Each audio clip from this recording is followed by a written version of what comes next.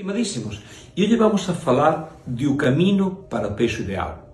Eu gosto de comparar el adquirir o peso ideal con facer unha viaxe.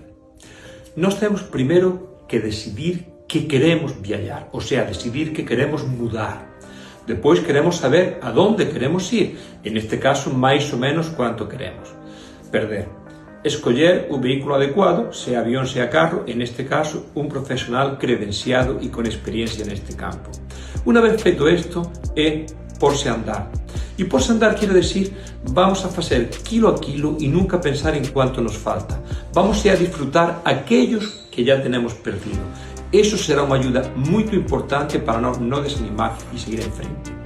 Non vou decir que sea fácil, porque requiere un cambio, pero a realidade é que se nós estamos acompañados de un profesional, médico nutricionista neste caso, adecuado, e se nós conseguimos relembrarnos e disfrutar cada quilo que conseguimos, non vai a ser difícil.